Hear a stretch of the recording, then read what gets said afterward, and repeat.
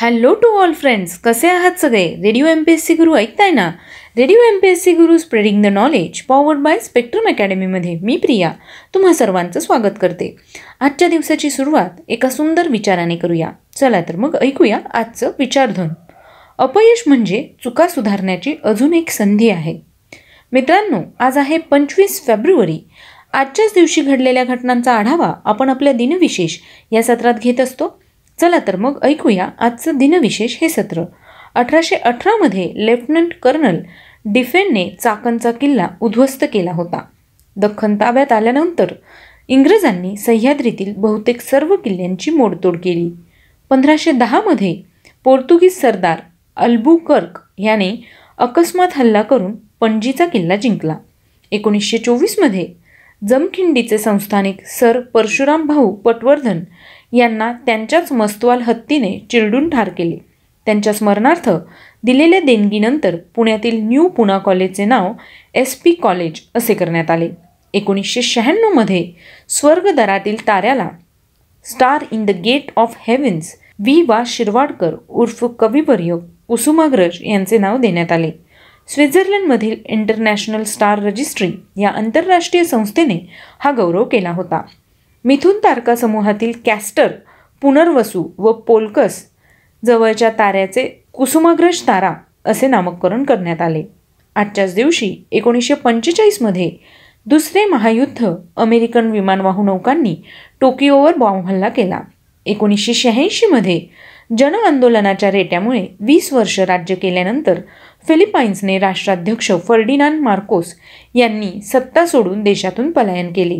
1935मध्ये fox moth विमानाद्वारे Mumbai, Nagpur, Jamshedpur या मार्गावरील हवाई टपाल सेवेला प्रारंभ झाला. 1968मध्ये मोहम्मद हिदायतुल्लाह यांनी भारताचे 11वे सरन्यायाधीश म्हणून कार्यभार सांभाळला. 1945मध्ये दुसरे महायुद्ध तुर्कस्तानने जर्मनी विरुद्ध युद्ध पुकारले. 1974मध्ये दिव्या भारती यांचा जन्म झाला. त्या हिंदी, तामिळ आणि तेलुगू चित्रपट अभिनेत्री होत्या. त्यांचा मृत्यू 5 एप्रिल 1993 रोजी झाला. आजच्याच दिवशी 1948मध्ये डॅनी डेंझोप्पा यांचा जन्म झाला. ते चित्रपट अभिनेते आहेत. 1988मध्ये संपूर्ण भारतीय बनावटीच्या पृथ्वी या क्षेपणास्त्राची श्रीहरिकोटा या केंद्रावर यशस्वी चाचणी घेण्यात आली. 1943मध्ये जॉर्ज हॅरिसन यांचा जन्म झाला. ते बीटल्सचा गिटारवादक, संगीतकार, गायक आणि गीतलेखक होते. त्यांचा मृत्यू 29 नोव्हेंबर 2001 रोजी झाला.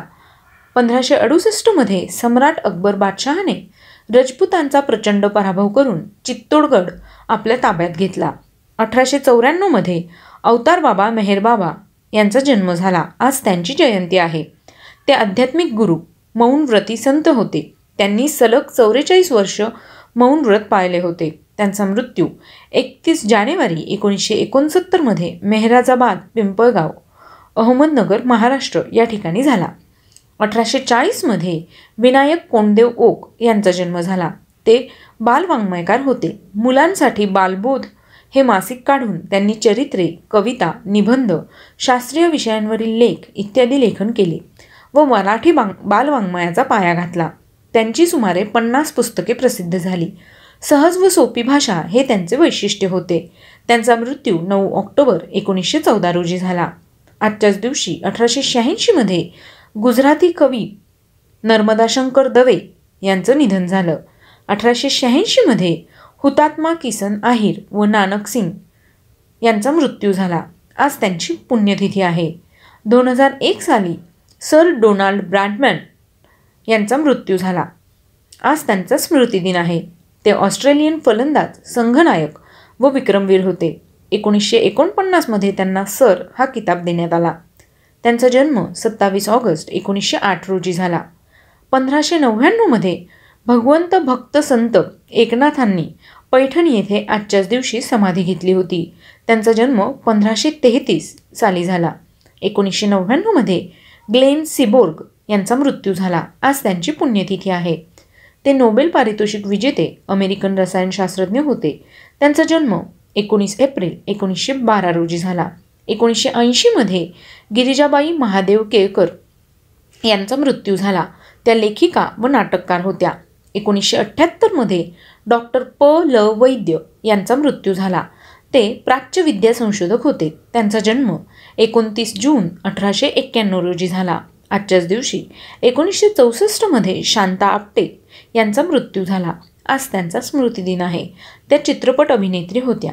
कुंकू, दुनिया ना माने, अमृत मंथन इत्यादी त्यांचे चित्रपट गाजलेत. त्यांचा जन्म 1916 रोजी झाला. तर मित्रांनो, हे होते आजचे दिनविशेष हे सत्र. तुम्हाला आमचं दिनविशेष हे सत्र कसं वाटलं ते आम्हाला नक्की कळवा. त्यासाठीच आमचा व्हॉट्सअप क्रमांक आहे 8698 म्हणजेच 8698869880. ऐकत रहा radio MPSC Guru, spreading the knowledge, powered by spectrum academy.